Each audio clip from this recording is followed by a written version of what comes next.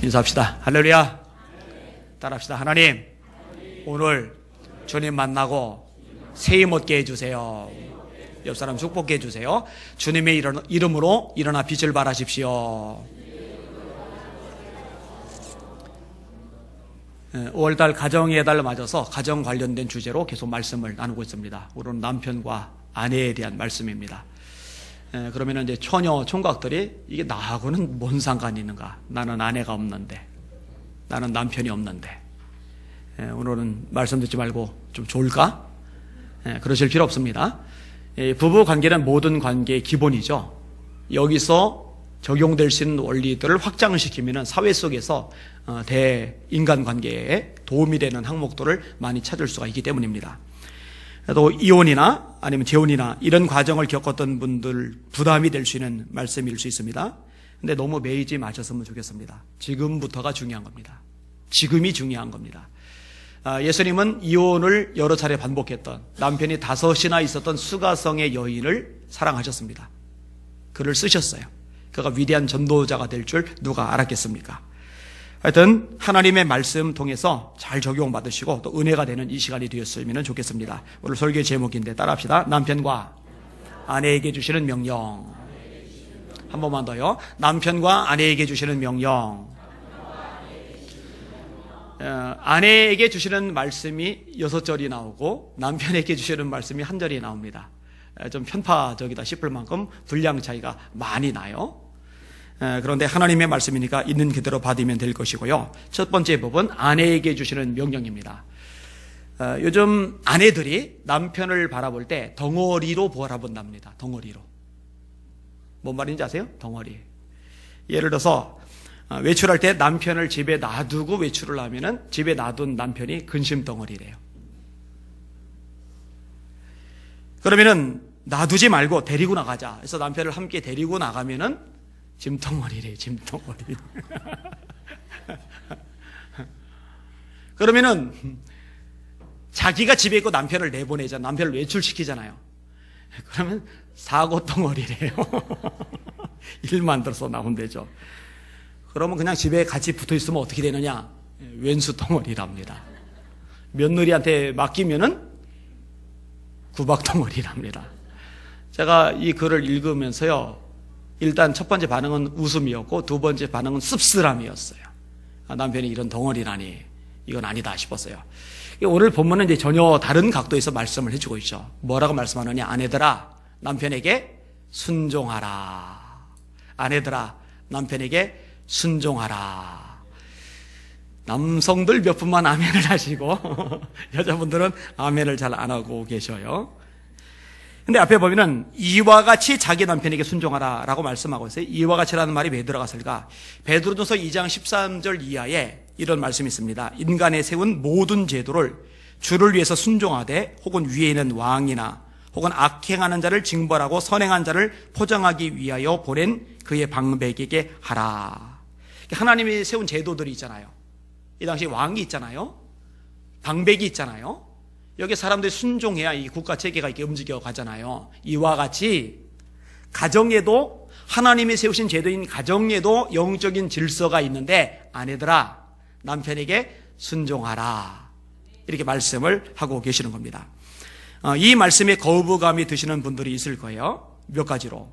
예를 들어서 내 남편이 순종을 받을 만한 자격이 있는가? 이 퀘션 마크가 붙을 수 있어요.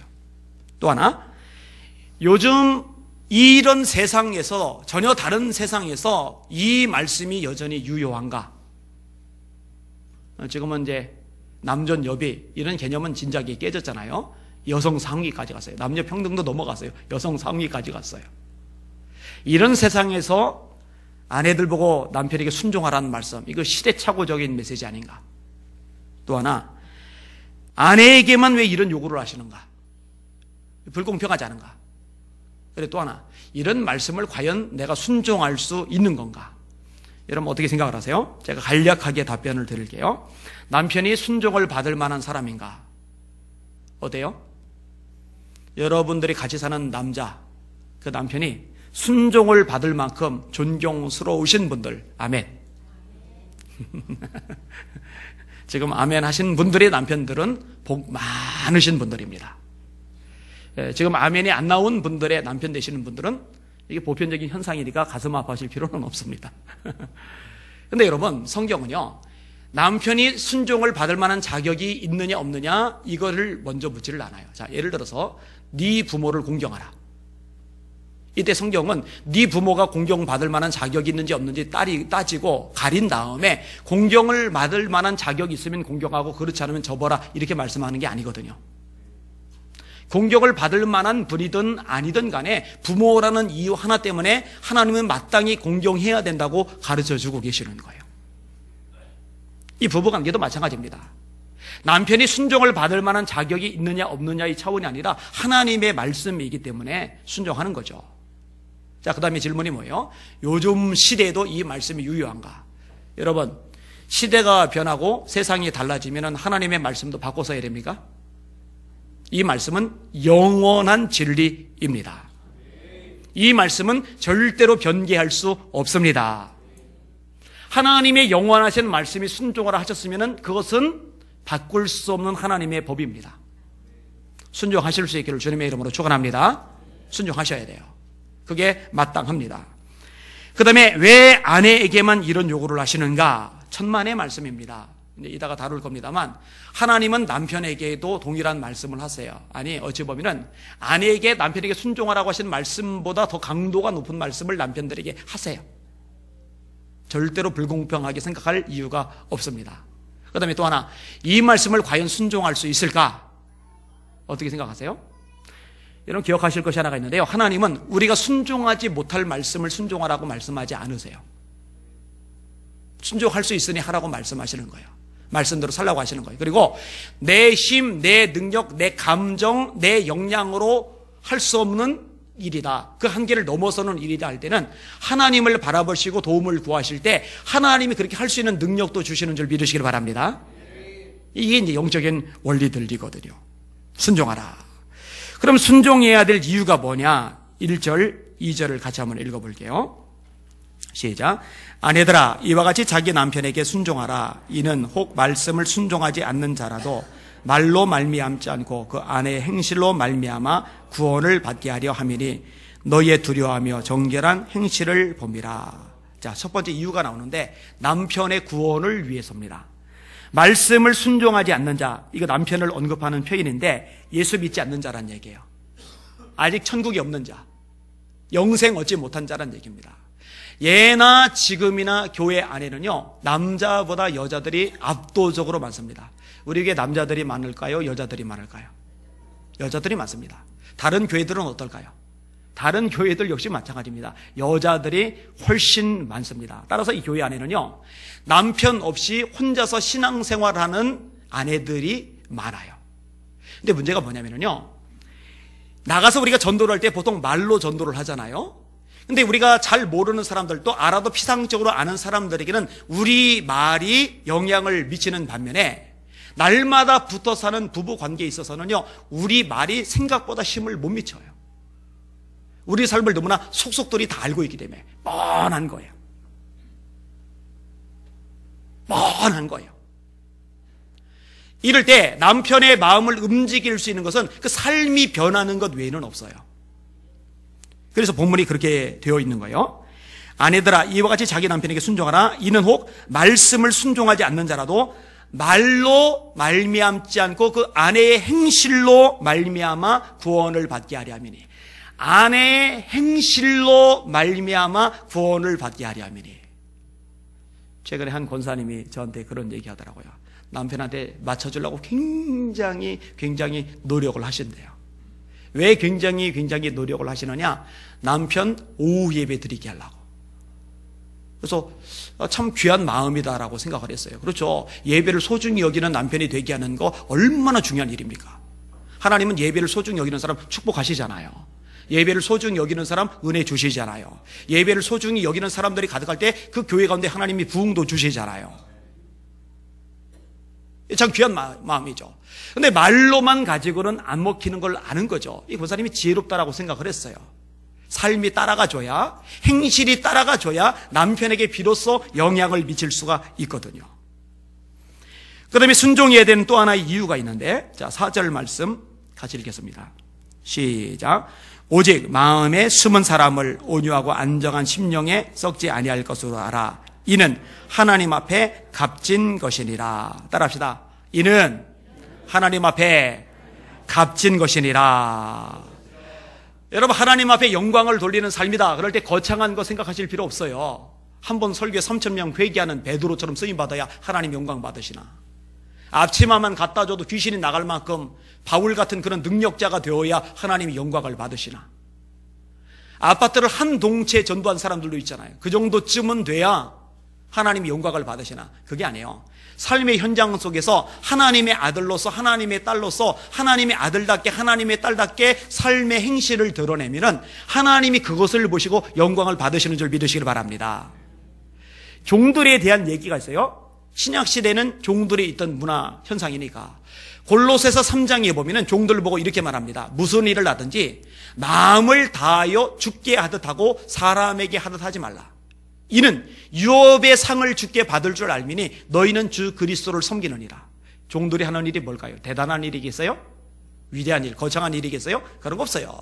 종들이 하는 일은 허드렛 일입니다. 집 청소, 빨래, 심부름, 오만 잡동가지 일들, 그게 종들 하는 일이에요. 근데 성경은 뭐라고 말씀하시느냐? 그거 주님께 하듯이 하라는 거예요. 그런 거 상 받는다는 거예요. 여러분들 가정에서 설거지할 때, 빨래할 때, 청소할 때 그 주님께 하듯이 하면은 주님과 상관없는 일이 안 되고 다 주님이 상 주실 상급으로 쌓이는 줄 믿으시길 바랍니다. 가치 있는 일이라는 거죠. 지금 읽은 것이 이제 베드로전서 3장인데 2장에 이렇게 말씀합니다. 사원들아, 범사에 두려움으로 주인들에게 순복하되 선하고 관용하는 자들에게만 아니라 또한 까다로운 자들에게도 그리하라. 그 다음 구절, 애매히 고난을 받아도, 애매히 고난 받는다. 내가 잘못해서 고난 받는 게 아니에요. 실수해서 고난 받는 게 아니에요. 주인에게 해를 끼쳐서 고난을 받는 게 아니에요. 아무 잘못 없는데 억울한 고난을 당하는 거예요. 애매히 고난을 받아도 하나님을 생각함으로 슬픔을 참으면 이는 하나님 앞에 아름다우나 죄가 있어 매를 맞고 참으면 무슨 칭찬이 있으리요. 억울해요. 분통 터져 열받아 미치겠어요. 근데 하나님을 생각해내는 거예요. 그 와중에도. 그렇지, 난 하나님 믿는 사람이지. 그래서 그 하나님을 생각하는 것 때문에 반응이 다른 거예요. 그러면 이게 하나님이 어떻게 보시느냐? 너 참 아름답구나. 나 종인데요. 주인처럼 좋은 옷 못 입었는데요. 신발도 제대로 못 신었는데요. 종은 그 당시 신발 제대로 못 신잖아요. 근데 뭐가 아름답다고요? 근데 하나님은 아니야, 너 아름다워 라고 말씀하시는 거예요. 자, 다시 본문으로 돌아와서 아내의 행실, 아내 순종하는 모습, 이게 하나님 앞에 값진 것이다. 여러분, 하나님이 값지게 보시는 줄 믿으시길 바랍니다. 세상 문화 따라가지 마세요. 세상 문화는 죄의 문화입니다. 하나님을 거역하는 문화입니다. 점점점 이런 현상이 많아질 겁니다. 요즘 시대가 어떠니, 세상이 어떠니, 그러니 나도 그 시대 따라간다, 세상 따라간다. 그러면 그건 죽은 신앙입니다. 죽은 나무는 거대도 떠내려가지만 산 물고기는 작지만 살았기 때문에 물살을 거슬러 올라가잖아요. 신앙이 살아있으면 시대의 물결에 같이 떠내려가는 자로 사는 것이 아니라 이 시대의 물결을 거슬러 올라가는 줄 믿으시길 바랍니다. 저희 기준은, 여러분의 기준은 세상 문화가 아니에요. 텔레비가 아니에요. 영화가 아니에요. 하나님의 말씀입니다. 자, 그럼 구체적인 순종의 모습은 뭐냐? 자, 어떤 말씀들이 언급이 되고 있느냐? 다시 한 번 더 읽어볼게요. 쭉 1절에서 4절까지. 시작. 아내들아, 이와 같이 자기 남편에게 순종하라. 이는 옥 말씀을 순종하지 않는 자라도 말로 말미암지 않고 그 아내 행실로 말미암아 구원을 받게 하려 함이니 너희의 두려워하며 정결한 행실을 봄이라. 너희의 단장은 머리를 꾸미고 금을 차고 아름다운 옷을 입는 외모로 하지 말고 오직 마음에 숨은 사람을 온유하고 안정한 심령에 썩지 아니할 것으로 알아. 이는 하나님 앞에 값진 것이니라. 자, 구체적인 표현들이 나와요. 예를 들어서 두려워하는 행실이란 말이 나와요. 두려워하며 정결한 행실을 본다라고 말씀하잖아요. 두려워하는 행실. 아니, 그럼 남편 앞에 떨라는 얘기인가? 멀쩡하게 잘 있다가 남편이 나타나면 갑자기 사시나무 떨듯이 덜덜덜. 남편이 한 말씀 하시면은 덜덜덜덜. 여기서 대상은요, 남편이 아니에요. 하나님을 말하는 거예요, 하나님. 하나님을 두려워하는 거. 이걸 경외라고 이야기를 하죠. 하나님을 경외하는 모습. 남편이 볼 때 그런 모습이 필요하다 이거죠. 여러분, 하나님이 두려운 사람은요, 절대로 자신의 삶을 함부로 살아가지 않습니다. 하나님이 두렵잖아요. 그럼 삶의 우선순위가 달라집니다. 하나님이 두렵잖아요. 그러면 하나님이 말씀하신 것을요, 한 귀로 듣고 한 귀로 흘려버릴 수 없어요. 가려서 골라서 들을 수가 없어요. 하나님이 두려운 사람은 그렇게 못합니다. 하나님이 두렵지 않을 때 내 처지에 따라, 형편 따라, 환경 따라, 상황 따라서 선별을 하게 되죠. 하나님이 두려우면요, 그렇게 할 수가 없어요. 여러분, 하나님을 두려워하실 수 있기를 주님의 이름으로 축원합니다. 그리고 하나님을 두려워하는 그 행위가 삶으로 드러나는 거예요. 야고보서 1장에 이렇게 말씀을 합니다. 누구든지 스스로 경건하다 생각하며 자기 혀에 재갈 먹이지 아니하면 이 사람의 경건은 헛것이라. 하나님 아버지 앞에서 정결하고 더러움이 없는 경건은 곧 고아와 과부를 그 환난에서 돌아보고 또 자기를 지켜 새 속에 물들지 아니하는 이것이니라.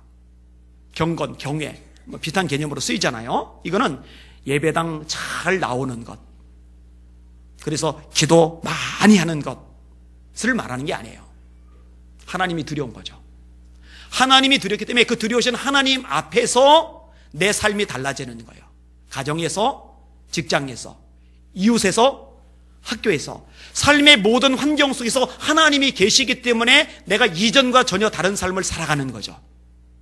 그래서 참된 경건이 뭐냐? 고아, 하나님 모를 때는 뭐 고아인가 보다. 근데 하나님이 두렵기 때문에 그를 보살피는 거예요. 예전에는 말 함부로 내뱉었는데 하나님이 두렵기 때문에 내 입에 재갈을 먹이는 거예요. 이전에는 세상 문화 따라, 환경 따라 휩쓸려 다녔는데, 그냥 쫓아다녔는데, 이제는 하나님이 두렵기 때문에 그런 흐름에 물들지 않도록 자신을 지켜나가기 시작하는 거예요. 이게 이제 하나님을 두려워하는 거거든요. 정결한 행실, 이거는 뭐 따로 설명을 하지 않을게요. 이건 순결과 관련된 부분입니다. 남편 놔두고 바람피지 않는 겁니다. 몸으로만이 아니라 마음으로도 딴맘 품지 않는 겁니다. 여러분, 생각보다 남편 놔두고 딴맘 품는 여자들 많습니다. 지금 시대는 이게 보편화되었어요. 아까 말했잖아요. 시대가 그래요. 시대가 악해요. 그리고 실질적으로 바람피는 여자들 굉장히 많습니다. 그래서 간통죄가 폐지되었을 때 사람들이 축제를 벌였는데, 죄송해요, 남자보다 여자들이 더 기뻐했대요. 참 가슴 아픈 시대 상황입니다. 자기를 지키셔야 돼요. 그 다음에 외모로 단장하지 않는 것을 얘기합니다. 머리를 꾸미고 금을 차고 아름다운 옷을 입는 외모로 하지 말아라. 이게 사치나 허용 같은 것들, 그런 것들로 하지 말라는 겁니다. 그건 남편에게 하등의 선한 영향을 미치지 못하니까. 근데 이 말은요, 치장하지 말라는 얘기 아닙니다. 자기를 관리하지 말라는 얘기가 아닙니다. 여기 계신 여성분들, 관리하세요. 웃지만 마시고 관리하세요. 관리하셔야 돼요. 몸매 관리도 하셔요. 운동하라는 얘기예요. 남편 출근하는데 눈곱 이따만한 거 낀 상태로, 머리는 폭탄 맞은 머리에다가 자다가 침 흘린 거 그대로 자국 낸 채 대충 밥 차려주고 먹고 빨리 가요. 그러면 안 돼요. 머리 깔끔하게 거울 보고 좀 빗고, 얼굴 묻었으면 아침에 일어나서 너무 차려주기 힘들면 물티슈로라도 닦아내면 되잖아요. 이렇게 침 묻은 거라도 이렇게. 그렇게 해야죠. 근데 하기야 요즘은 이제 같이 맞벌이를 하니까 사실은 여자분들도 많이 힘들어요. 어쨌든 단장한 것은 바람직해요. 그런데 사치한 것은 바람직하지 않아요. 그리고 외모로 아름답게 꾸미는 것보다도 본질적인 부분을 이야기를 내는데 뭐라고 말씀하세요? 내면 세계를 잘 꾸미라고. 마음에 숨은 사람이라는 표현을 써요. 마음에 숨은 사람. 따라해 봅시다. 마음에 숨은 사람. 사람인데 우리가 사람 하면 이렇게 겉으로 드러나는 사람을 보잖아요. 근데 이렇게 겉으로 드러나는 사람 말고 이 속에 마음에 숨은 사람이라는 게 있어요. 마음에 숨은 사람. 성품이죠, 성품. 그것을 가꾸라는 거예요, 아름답게. 여러분, 여자 이쁜 거는요, 3년 가면은 안 보인답니다. 근데 이 마음, 이 성품은요, 평생 같이 가요. 평생 같이 가요. 이 마음에 숨은 사람을 아름답게 가꾸는 방법은 뭘까? 간단합니다. 성령의 9가지 열매가 맺어지면 돼요. 사랑. 그죠? 사랑 넘치는 여자가 좋지. 미움 있는 여자 힘들잖아요.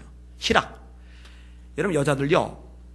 잘 웃잖아요. 기쁨이 있잖아요. 그 자체가 굉장한 매력입니다. 화장보다 훨씬 낫습니다. 웃으면 좋은 호르몬도 나와서 얼굴을 좋게 할 뿐만 아니라 인상 자체가 좋아지고요. 이뻐요. 웃는 얼굴이요. 인상 쓰고 있는 여자 진짜 안 이쁩니다. 진짜 보기 민망해요. 힘들어요. 여러분 외부 여자가 그래도 힘든데 평생 내가 같이 사는 여자가 집에서 맨날 인상 쓰고 있어봐요. 이거 굉장히 힘듭니다. 화평, 오래 참음, 인대, 자비, 양선, 충성, 온유, 절제 이런 열매들. 우리 총각들 장가갈 때 인물만 보지 마세요. 그리고 요즘 여자들은 인물만 가지고 보기도 힘든 게 죄다 뜯어 고친 사람들이 많아가지고 진짜 본판인지 아닌지도 알 수가 없어요. 그렇다고 어릴 적 사진 다 검사를 해가지고 코, 귀, 눈 옛날 것하고 비교 대조해가지고 확인하고 결혼할 수도 없잖아요. 그리고 오래 못 간다니까요. 성품을 많이 보세요. 성품을. 그래서 제가 질릴 수는 없습니다만 저도 장가 가기 전에 기도 제목이 쭉 있는데 리스트가 쭉 있는데 신앙이 첫 번째가 아니었어요. 인물이 첫 번째가 아니었어요. 제일 첫 번째는 성품이었어요. 그 다음에 신앙이었어요. 왜냐? 믿음이 좋을 때 성령 충만할 때 잘 덮어져 있다가 늘 성령 충만하고 늘 믿음 충만하면 얼마나 좋겠습니까만은 이게 고갈될 때가 있잖아요. 이게 싹 고갈이 되잖아요. 그럼 제 본성격이 나오기 시작해요. 근데 이 제 본성격이 감당하기 힘든 성격일 때가 있어요. 그러면 참 힘들어요. 물르기도 어렵고. 자, 본문 계속해서 좀 다루겠습니다. 순종의 본을 보였던 부녀들 이야기, 그게 5절과 6절 내용입니다. 5절, 6절을 같이 읽겠습니다. 시작. 전에 하나님께 소망을 두었던 거룩한 부녀들도 이와 같이 자기 남편에게 순종함으로 자기를 단장하였나니 사라가 아브라함을 주라 칭하여 순종한 것 같이 너희는 선을 행하고 아무 두려운 일에도 놀라지 아니하면 그의 딸이 될 것이니라. 자기 남편에게 순종함으로 자기를 단장했다. 화장품으로 금은보석, 악세사리로 명품, 백이나 가방으로 단장했다가 아니라 남편에게 순종함으로 자기를 단장했다. 근데 이게 자기를 단장한, 순종으로 단장한 이 여인들을 뭐라고 묘사하느냐? 하나님께 소망을 둔 거룩한 부녀들. 다시 말해, 소망이 세상 것들에게만 향한 사람들은 남편에게 순종 못해죠. 하나님께 소망을 둔 거룩한 부녀들이 비로소 하나님의 말씀을 두려워하기 때문에 그 말씀에 순종하기 위해서 기꺼이 남편에게 순종하기 시작하는 거죠. 지까짓게 이렇게 말하지 않아요. 하나님이 세우신 질서야. 나는 마땅히 순종해야 돼. 이렇게 말하는 거죠. 사라가 아브라함을 주로 칭했다. 그래서 순종했다. 너희도 그렇게 하라 이거죠. 로버트 슈만이라는 분이 있습니다. 프랑스의 유명한 법률가입니다. 정치가입니다. 이분이 진짜 인생을 승승장구했어요. 장관을 2번이나 역임을 했습니다. 외무장관 1번 했고 재무장관 1번 했고 가문의 영광이죠. 게다가 수상까지 했어요. 총리. 그러니까 장관 2번, 총리 1번을 했으니 뭐 그 나라에서 가장 유명한, 가장 인정받고 존경받는 사람 중에 한 분입니다. 근데 이분이 결혼을 안 해요. 이 정도 위치쯤 되면은요, 괜찮은 여자들 줄 설 겁니다. 나이 좀 있어도 줄 설 겁니다. 그런데 결혼을 전혀 안 하는 거예요. 그러니까 기자들이 궁금한 거예요. 한 기자가 물었어요. 노골적으로. 총리님, 왜 당신은 장가를 안 갑니까? 그랬더니 자기 이야기를 그렇게 결심하게 결혼 안 하고 살기로 결심했던 그 상황에 대한 이야기를 끄집어내는 겁니다. 오래전 일입니다. 제가 지하철을 타고 가는 중에 실수로 아름답게 생긴 여성의 발을 밟았습니다. 근데 고개를 숙이고 있던 그 여성이 제가 발을 밟자마자 사과를 미처 꺼내기도 전에 생욕을 퍼부었습니다. 이 멍청한 병신아, 아니 자기 앞도 제대로 못 봐? 눈 뒀다 뭐 했어? 그러더니 고개를 들고 제 얼굴을 보는 순간 당황해서 얼굴이 빨개졌습니다. 그러더니 이렇게 사과했습니다. 죄송합니다. 선생님, 제 남편이 밟은 줄 알았습니다. 여러분 가만히 보세요. 옆집 남자들에게는 절대 못하는 쌍스러운 말을 자기 남편에게는 해요. 여러분 남의 남자들에게 함부로 말합니까? 모욕 주는 말 합니까? 욕합니까? 비꼬고 깎아내리는 말 합니까? 안 해요. 못해요. 절대 못해요. 근데 남편에게는 그런 말을 해요. 이분이 거기 충격을 너무 받은 거예요.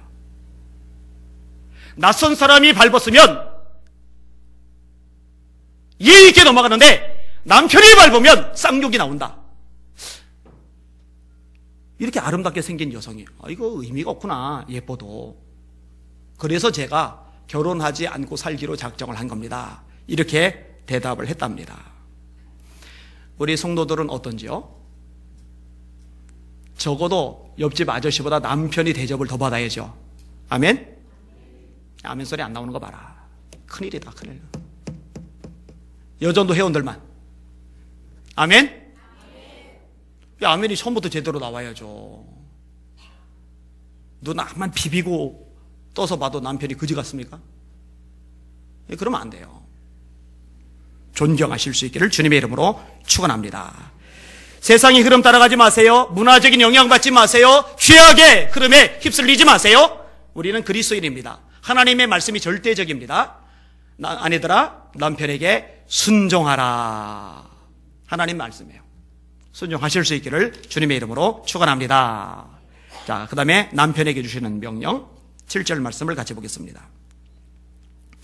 시작. 남편들아, 이와 같이 지식을 따라 너희 아내와 동거하고 그를 더 연약한 그릇이요 또 생명의 의뢰를 함께 이어받을 자로 알아 귀히 여겨라.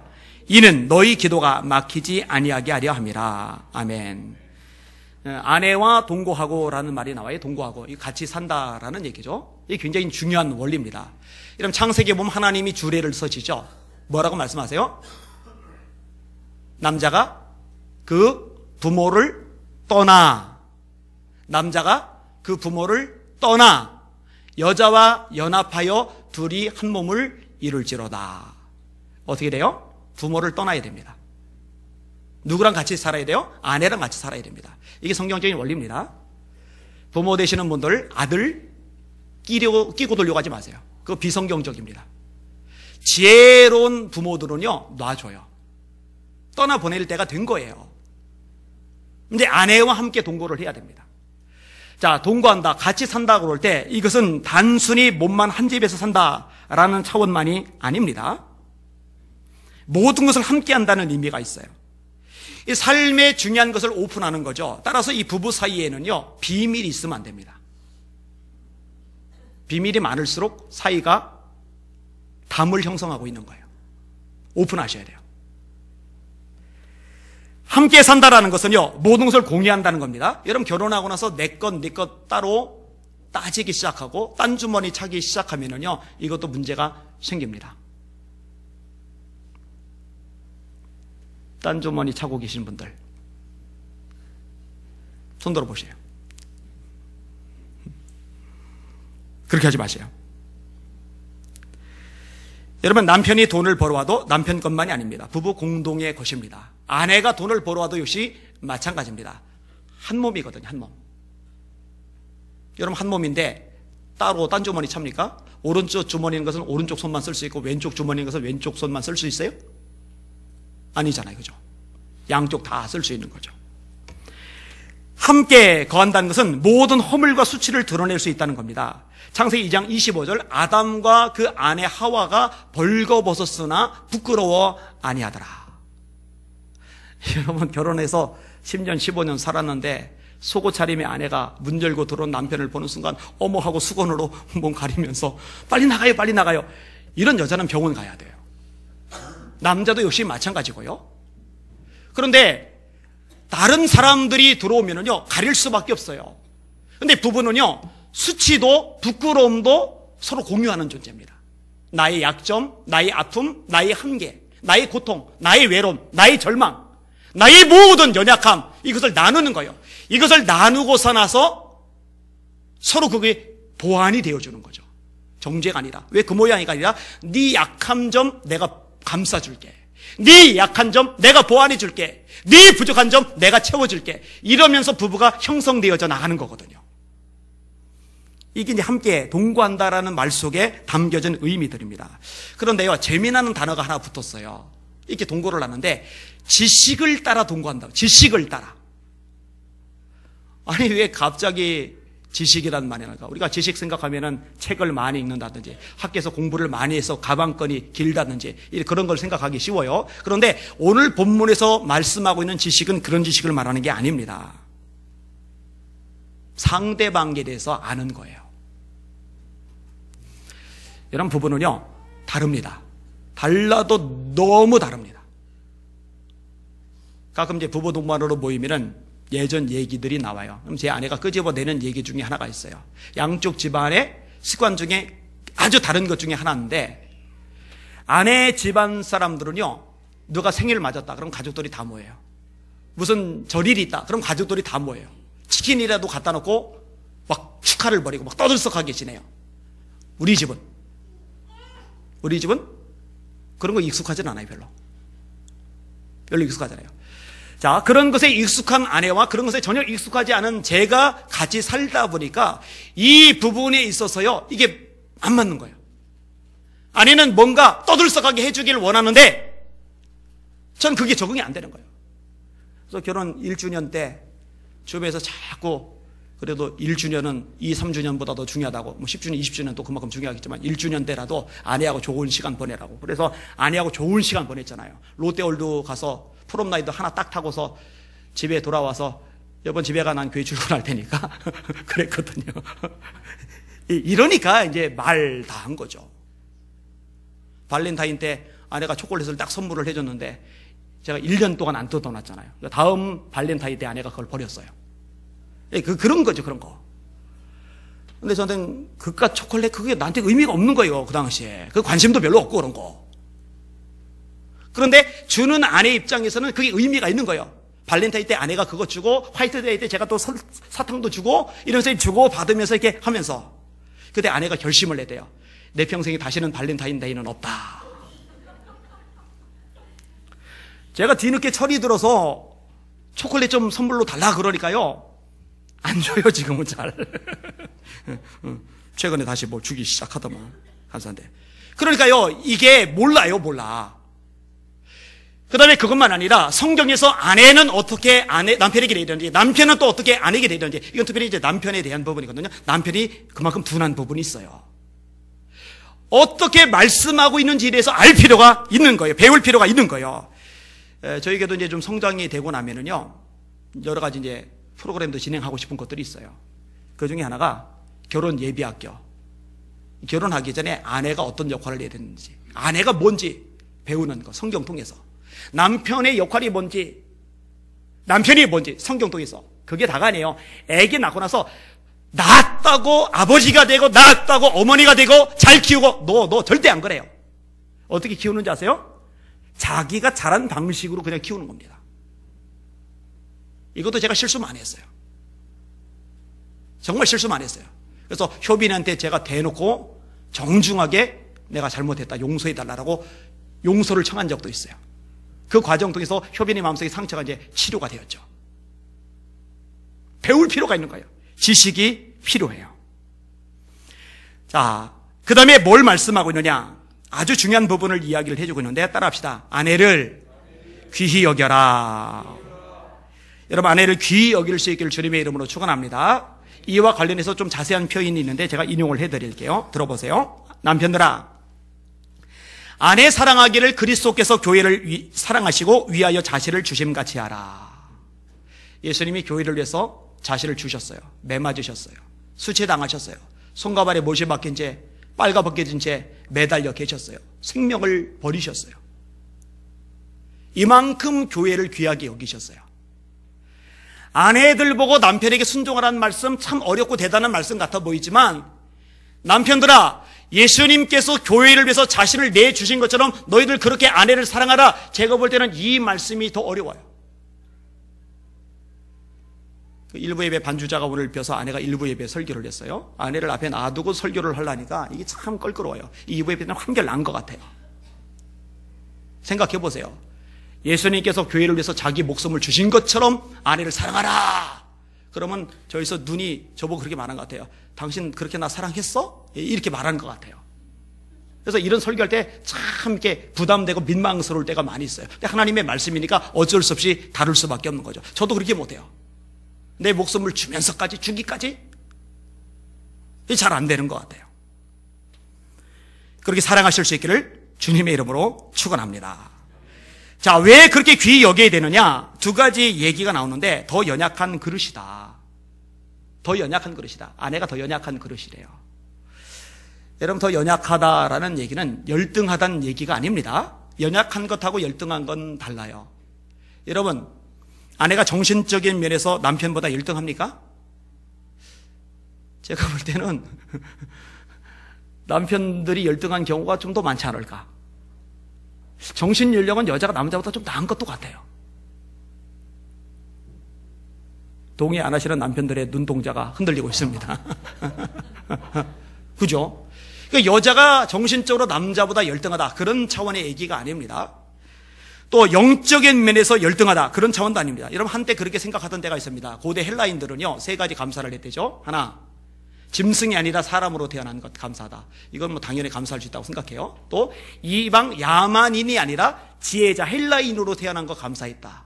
뭐 그럴듯하다고 생각을 해요. 근데 세 번째 항목이 요즘 여자들이 동의할 수 없는 항목이죠. 여자 따위가 아니라 남자로 태어난 것을 감사한다. 그래야 돼요. 여러분, 노예 매매가 될 당시에 예수 믿는 기독교인들도 비성경적인 사고방식을 가졌어요. 뭔지 아세요? 흑인들에게는 영혼이 없다. 흑인들에게는 영혼이 없다. 영혼이 없으면 짐승이죠. 짐승은 팔아도 돼요. 학대해도 돼요. 죽이죠. 죽여서 잡아 먹잖아요. 고기 먹잖아요. 여러분들 돼지 다 먹잖아요. 소 다 먹잖아요. 닭, 치킨 다 먹잖아요. 영혼이 없으니까 잡아서 먹는 거예요. 영혼이 없는 흑이니까 사고 팔고 학대하는 게 가능한 거예요. 그런데 여자들에게도 영혼이 없다라고 생각하던 시대가 있었어요. 천만의 말씀이죠. 여자들에게도 영혼이 있어요. 남자, 여자 모두 다 하나님 형상대로 지음받았습니다. 할렐루야. 영적으로 열등하다는 개념 절대로 아니에요. 도덕적인 면에서의 열등 절대 아닙니다. 능력이나 역량에 있어서의 열등 절대 아닙니다. 옛날에는 왜 열등한 것처럼 보여졌느냐? 기회 자체가 없었거든요. 여자는 나설 기회 자체가 차단됐거든요. 근데 지금은 다 열렸거든요. 다 열리고 함께 경쟁을 하다 보니까 남자들이 궁시해 보이는 거예요. 사법고시를 봐도 여자들이 선두, 사법연수원을 나올 때도 여자들이 선두, 행정고시를 봐도 여자들이 선두. 제가 대학 다닐 때 늘 1등하던 친구가 남자가 아니었어요. 저는 어차피 고촌장학재단에서 전액장학금이 나오니까 3.0만 넘으면은 그 전액장학금 다 나오니까 공부 목 안 매요. 어느 정도만 잘하면 돼요. 그리고 나머지 책 읽고 싶은 걸 읽었어요. 근데 이게 아닌 학생들은 수석을 해야 전액장학금이 나오니까 목을 매는데 유금주라고 이 여자애가 맨날 1등을 하더라고요.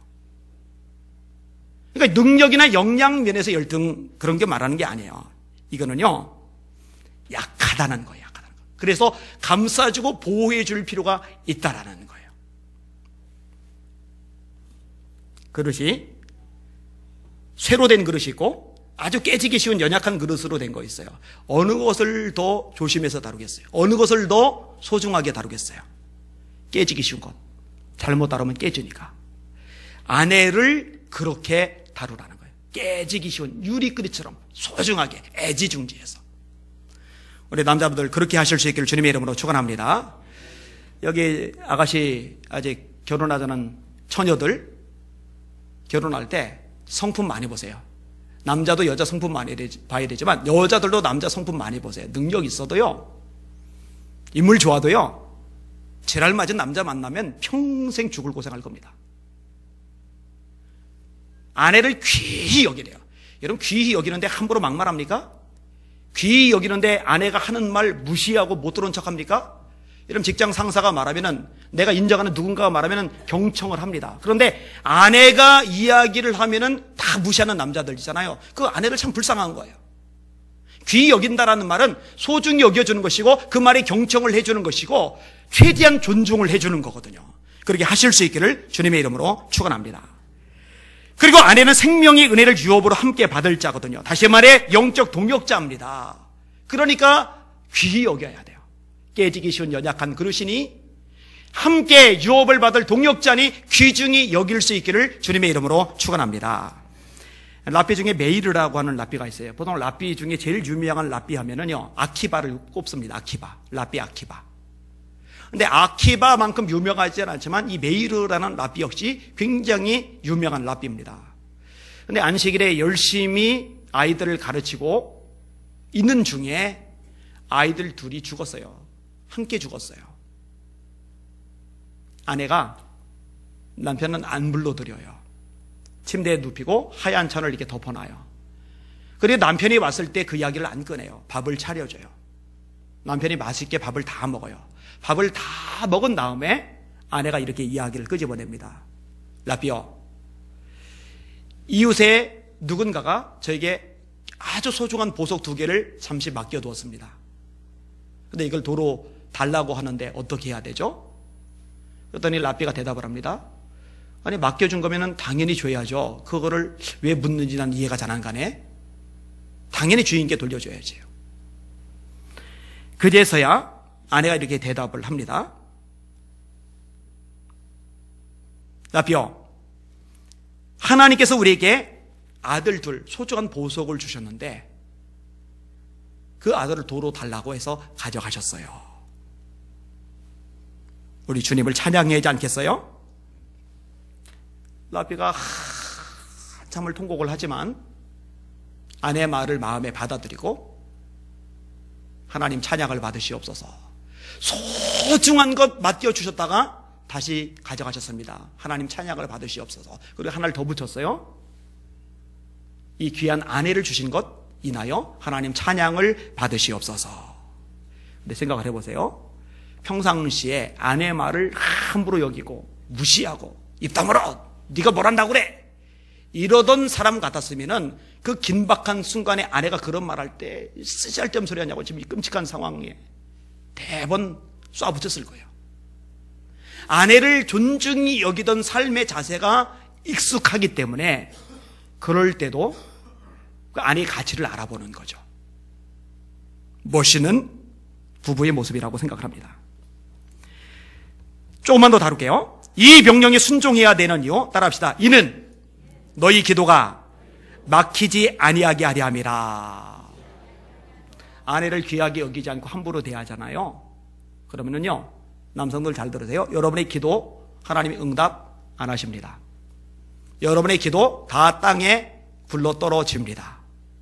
왜 아내를 귀중히 여기라고 말씀하세요? 이는 너희 기도가 막히지 않게 하려 함이라.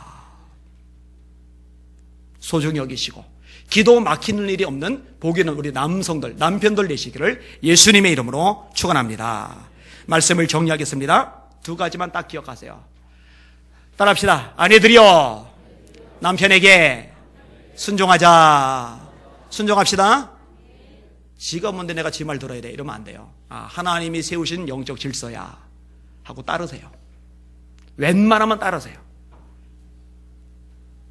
따라합시다. 남편들이여, 아내를 귀히 여기라. 예수님이 교회를 귀히 여기시는 것처럼 귀하게 여기면 함부로 대하지 않죠. 소중히 대하죠. 존경해서 대하죠. 이렇게 서로 대하시는 남편들, 아내들 되시기를 예수님의 이름으로 축원합니다.